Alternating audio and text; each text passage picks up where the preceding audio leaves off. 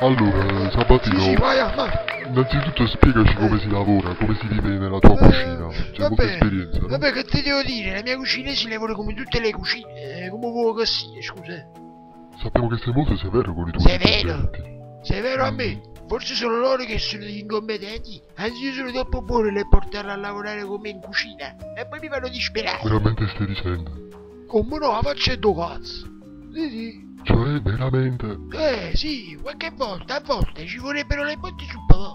Se lo meritano. Come no, mettono il sale vicino al zucchero. Mi fanno aspettare 3 ore per una frittata e io penso di essere più che calmo in certe occasioni. Diciamo... Vabbè, diciamo che sappiamo che hai molti ristoranti per il mondo. Spiegaci un po' che hai iniziato dalla Campania, poi fino ad arrivare al Giappone. Ci vorrebbero 4 per raccontare la scala di me e Pep. Comunque, seriamente noi non ci aspettavamo di arrivare a questo, però quando uno è bravo, il Giappone ce l'ha riconosciuto. E non solo il Giappone, ma anche lo Sri Lanka, le Filippine, la Romania. Certo, non sarà facile gestire un ristorante all'estero piuttosto che in casa propria. D'altronde tu e Peppe siete... Cosa siamo? molto originali. C'è qualche asiatico che ha richiesto cervello gratinato alla napoletana? A tavolo subito, in questo momento. Ma io ne so più napoletano in uno. Dov'è? Ce l'ha cascamenti, un petto affuato, la zuppa di mare.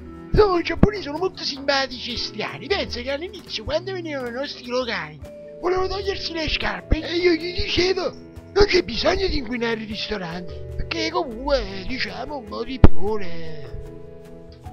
Sì, ma i clienti non si ribellano al casino che fai in cucina. Spesso raccontano di urla, di terremoti di pentole.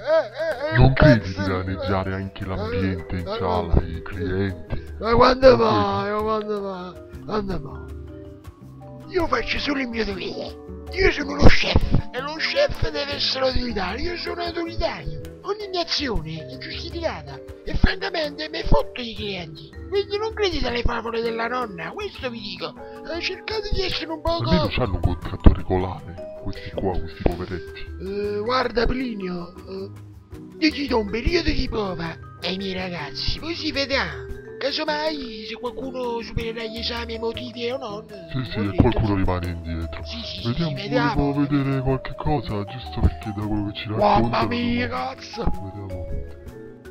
Ma fa bocca a chi ne è morto, scemo, cazzo mio! Come merda! Scusa, come tu? Ma capito, scusa, in acqua di sciatta, ma la mangia bocca, capito, stupido! Sta capendo, buffone! Sta faccia a culo e pesce! È venuto! È troppo! Mamma mia, non figo e merda! Ma che lei è un stuzzo, che lei non c'è! Sì, però gli dovresti dare qualcosa, qualche possibilità in più per farli crescere. Devono maturare forse, oppure cercare dei cuochi professionisti la prossima volta. Maturare, ci sto scemo! Che ne dici?